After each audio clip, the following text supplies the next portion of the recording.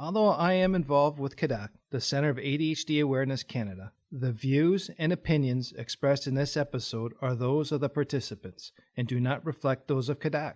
And now, cue the music. This is the Impulsive Thinker Podcast, a show for high-achieving ADHD entrepreneurs. Together, we will inform and educate you about how to improve your self-awareness while developing systems, routines, and habits for conquering the entrepreneurial world. Here is your host, André Brisson. Hey there, it's André here with another short for the Impulsive Thinker Podcast, the podcast for the high-achieving ADHD entrepreneur. This episode is brought to you by CADAC, the Center of ADHD Awareness Canada. You can get more information and you can donate at www.cadddac.ca. This week I wanted to share a bit of an experience I had. I decided to go in on the weekend to get some stuff done. I'm making a presentation for a conference and I needed to just get a jump on it when no one was around. And I'm going to go first thing in the morning, and I got a bunch of stuff done. I made a list, 4 things I want to get done. I also put a time limit. I said I want to be home by noon, and I got home. And then my wife asked me, "So, did you get what you wanted done?" And what I replied was, "No, but I got enough done." And that hit me. It's like, whoa, wait a minute. I've never said that before, and it felt very natural and regular. And that's when I realized I actually have changed my mindset. I have a new mindset that I now consider that the past was to get it all done. And the past was I made a list of 4 things I needed to get done, and I would get it done because I said those 4 things had to get done before I go home. And if I would have done that, I would have been home probably after dinner. So I started thinking, what was different this time? Well, what happened this time was I said I was going to be home by noon. And I gave myself permission to say, I may not have everything done, but I'm going home regardless because I have done something. I have accomplished something. I made baby steps, not grand leaps. And I start to further refine that. And then I noticed and I realized that I've been doing this for a while. And, you know, they always say ADHD people should make lists. Just do your list. You can keep it small. But I still need to keep a list of 5, 6, 10 things every day. But I've classified my top 3 as the most important things to get done that day, and everything else is bonus. But I've also gone one more layer where my top 3, if I don't get my top 3 done, I now look back and see where my top 3 tasks actually too big.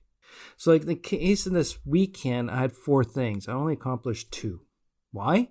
Because my first one was actually very monstrous. I didn't break down that task into smaller tasks. I said I need to get the presentation outline and presentation slides done. Okay, so that was in my mind, and that wasn't going to take a couple hours. So I look back and said that's not an hour or 2 job. This was actually a 4-hour job, which is what happened. It was 4 hours I spent on it. So when I got that done, I looked at my list and decided I'm not going to get 3 and 4 done, but I do need to get number 2 done. But I simplified it down to the most important parts, and I just spent an extra half an hour. I still made it home on time. ADHD time, about a half hour late. But then I looked at the original, what I got accomplished that day was actually 2 tasks, rough outline, what I wanted to discuss, and the facts. That's just how I do things. And then the second one was to do a rough slide outline, which is not details of what each slide is, but basically a flow of the presentation. So what turned out there is that one task is actually 2. But see, I gave myself permission to say, you know what, dude, it's fine. We're time blind, right? So it's okay that you misunderstood or you didn't assess the amount of time it would take to take all this, but we should look at breaking it down further, because I've talked about in the past where I think a lot of times our to-do lists are actually project lists. We need to take that project list and see what we need to do next and make it a simple task that we can assess a time within an hour or 2.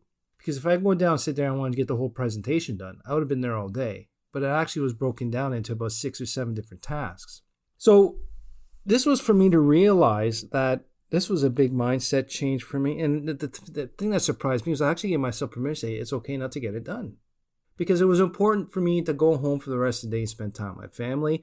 And I also wanted some downtime before I started out another hectic week. I think what really surprised me the most is I didn't realize I was doing this the last couple of months, and it's been working very well, but I never realized I was doing it. It was setting time limits.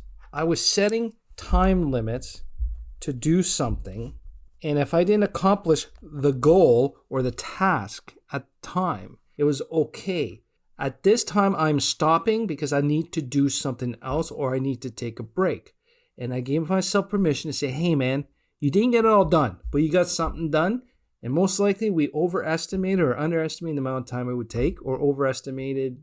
Actually, I think we always overestimate how much we can get done in a certain period of time. But sometimes the task was bigger. But as long as we did something, and I was very happy because I did not lose distraction. I did not lose focus. I was able to hyper-focus for those 4 hours. I got a lot done. Not exactly what I wanted to do, but I got something done and I was okay. That's a big shift in my thinking over the last 5 years because, man, for most of my life, it's always been go, go, go, achieve, set these goals and go and get it done no matter what. And this is where at times where hyper-focus or hyper-fixation gets us into trouble because we get in these mindsets. It could be a protection or a defensive mechanism from our past, but we have to get it done at all costs because it's a now thing. The people that we made appointments for in the future, even an hour from now or even half an hour, that's too far away for us. So we need the now and we worry about that. But this in a way was a reminder that at a certain time or certain time limits, I even put a timer on or I put an appointment, an alarm that I get to stop, and that's my permission.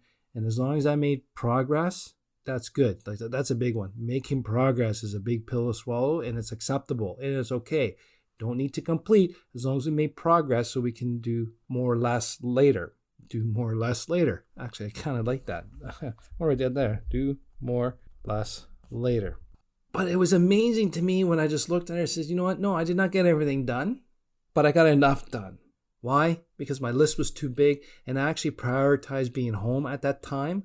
It's not necessarily that I was prioritizing being home with my family for the first time. It's just I just prioritized and accepted that deadline. I was going to do it no matter what, where I was at. And I did a pep talk to myself, I guess. I gave myself permission prior. So I think a lot of us, to control time blindness or losing track or trying to even assess how long it's going to take us, I think sometimes that's a waste of our time to try and figure out exactly how much time it's going to take us.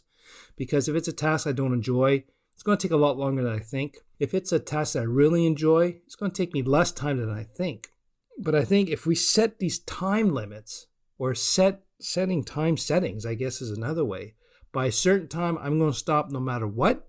If I can't do it myself, I should ask my team to do it or have an external alarm, some external stimuli to get us out of that reverie. But at the same time, the biggest issue is actually our brain. It's us in the way. We always seem to be able to talk ourselves because it's habitual. Oh, we'll just do this, we'll just do that. But we got to start retraining our brain and create a new habit to say at this set time setting, I'm stopping no matter what and looking at where I started to where I have at that time, and there's always progress. So that's my big insight for this week.